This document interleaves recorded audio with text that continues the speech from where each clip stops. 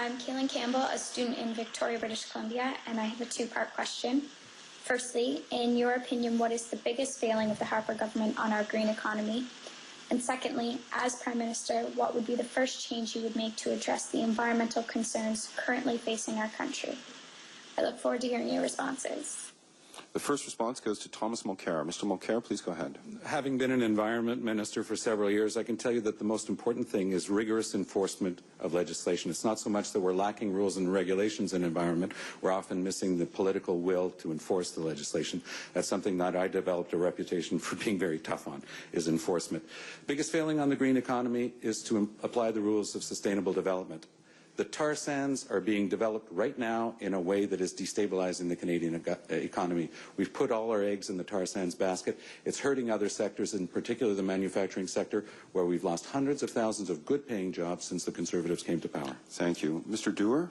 Well, thank you very much, Kaylin, for your question. The first thing I would do is start making sure that we live up to our international agreements and obligations and not see what we're going to see this next week, where Canada yet again is going to be embarrassed on the world stage.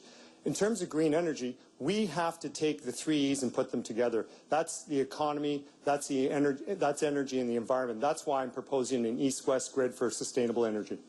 Thank you, Mr. Dewar. Mr. Top? Well, I don't think there's anything doubt about it. I mean, the greatest failing of the Harper government on the environment file has been their absolute failure to act on the crisis of climate change. And not only is it disgraceful in terms of public policy in Canada, it's the biggest black eye we've gotten internationally. So what is to be done? We need a comprehensive plan to address climate change. And hopefully in the course of this debate, we'll have a bit more time to talk about the details, but it's got to start with that. Thank you. Let's open it up for debate. You have 3 minutes. So, Paul, I was interested in seeing in your plan, it was quite a good plan, by the way, that the only discussion that you have in your plan is where you, on the revenue side, is where you commit to not do something. You commit not to touch the GST. I wonder if you want to talk a little bit about that, about where you stand on the GST, where you think I do, and how do you think that we should fund a plan like yours? Well, actually, I'm going to focus on the environment and climate change, and I think we need to focus on key investments in the environment. And that means looking at what I call the East-West grid, which is essentially greening the grid in this country so we can take the opportunities that we already have, hydroelectric energy, which right now is going south on us. And our American friends are actually, well, and if I may, one of the things that we need to do is look at key strategic investments in this country for infrastructure. And that's why I'm asking that we have a permanent infrastructure plan with the provinces, acceptance, of course, as Tom knows, is important. And where that money will come from is by taking the corporate tax cuts that we've actually handed over to corporations without strings attached and start investing in infrastructure in this country. And that's what I think the key is in terms of dealing with the energy, the environment, and making sure that the economy is supported. Well, Paul, I was the only Quebec politician who didn't complain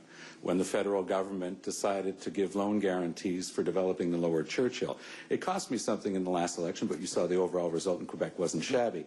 What we did is that we said that if we're going to be in favor of green renewables, we can't be against them the minute it's in another province. And I've said that Quebec should ask what the criteria are for getting those sorts of loan guarantees.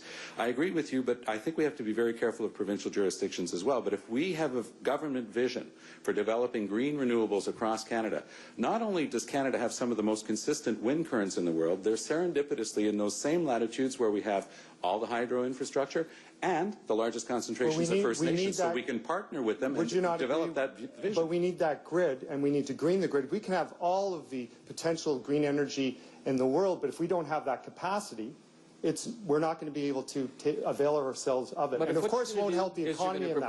To pay for it by putting on the public debt. Pardon me? If at the end of the day, what you're proposing to do with all of these plans is essentially to finance them by putting them on the public debt. I thought we were talking about the environment and energy. We're talking about how to get it done. We're talking about how to get it done. Right. You get it done Absolutely. by putting it on the public debt, and the risk that you run is that we won't get elected. Or if we do get elected, Who's saying that, we have a plan. Who's saying that, bro?